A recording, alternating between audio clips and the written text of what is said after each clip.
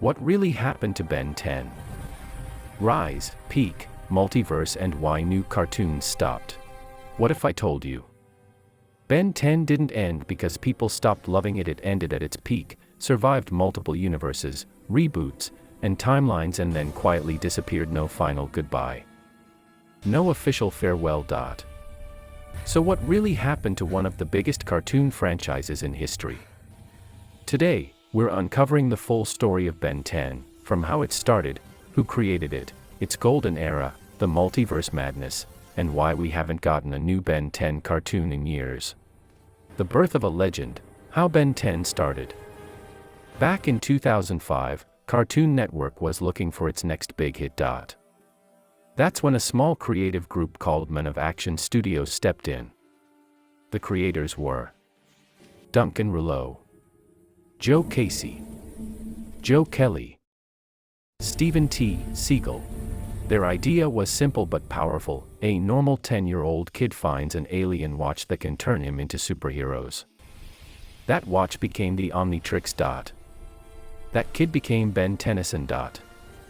And on December 27, 2005, Ben 10 officially premiered. Almost instantly, it exploded in popularity. Why Ben 10 became an instant hit? Ben 10 worked because kids related to Ben's personality. Aliens felt unique and memorable. Action plus humor plus sci-fi were perfectly balanced. But the real magic? The Omnitrix concept, unlimited alien possibilities. Every kid imagined, what alien would I turn into? And Cartoon Network realized. They weren't just making a cartoon. They were building a franchise. The Golden Era, Classic Ben 10, 2005 to 2008. The original Ben 10 series ran for 4 seasons and became a global success. During this time, ratings were huge. Toys sold insanely well. Ben 10 became Cartoon Network's top brand. This was the peak Foundation era, and it set up everything that followed. But instead of ending it, they did something bold. They let Ben grow up. Alien Force, when Ben grew older. In 2008, we got Ben 10, Alien Force. This was a turning point. Ben was now older, more mature, facing darker threats.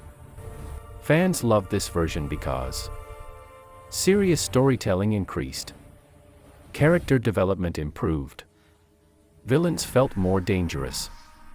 Alien Force proved Ben 10 wasn't just a kids' show. Ultimate Alien, peak power, peak popularity. Then came Ben 10, Ultimate Alien, 2010. This series introduced ultimate forms, higher stakes, expanded alien lore. This period is often considered Ben 10's true peak. By now, Ben 10 was a worldwide phenomenon. Merchandising was massive. Multiple generations were watching.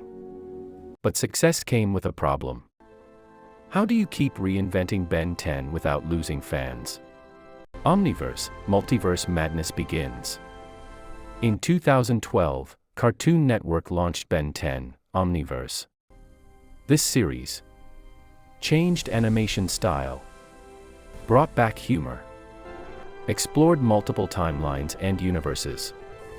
We saw different versions of Ben, alternate realities, past and future timelines. Some fans loved it. Some didn't. But one thing was clear, Ben 10 had officially become a multiverse franchise. The Ben 10 multiverse explained, simply. Across all series, Ben exists in Prime Timeline, alternate futures, alternate dimensions, what-if versions. This allowed endless storytelling, but also made continuity very complex. New viewers felt confused. Older fans argued about canon. The reboot era, a risky move. In 2016, Ben 10 was fully rebooted. The goal? Attract a new generation. Simplify the story. Reset everything. The reboot had lighter tone, shorter episodes, less complex lore. It ran until 2021. While it performed decently, it never reached the emotional impact of earlier versions. And after 2021, Ben 10 quietly stopped. So, what really happened? Why did Ben 10 stop? Here's the real truth. Not cancelled, just paused. Ben 10 was never officially cancelled forever. The last series simply ended, and no new project was approved. Warner Bros. Discovery changes. Cartoon Network merged under Warner Bros. Discovery, causing budget cuts. Animation projects being paused. Focus shifting to streaming priorities. Many animated franchises were affected, not just Ben 10. Franchise fatigue. After multiple series, reboots, timeline resets, the brand needed a rest to avoid overexposure, waiting for the right comeback. Ben 10 is still valuable. Studios don't want to rush it. They're waiting for a strong concept, a new generation hook, a profitable long-term plan. Is Ben 10 really over? Short answer, no. Long answer, Ben 10 is in a dormant phase, not dead. Signs of life. Old series returning on streaming platforms. Continuous merchandise sales.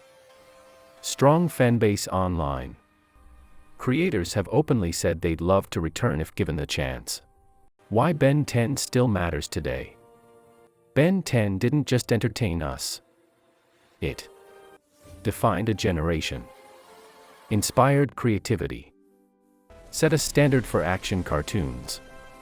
Very few shows survive. 15+ years. Multiple reboots. Multiple universes. Ben 10 did. So the real story isn't about abandonment. It's about waiting. Waiting for the moment when Ben Tennyson once again slams the Omnitrix, and a new adventure begins. Because legends don't end. They evolve. If Ben 10 returns tomorrow, would you watch it?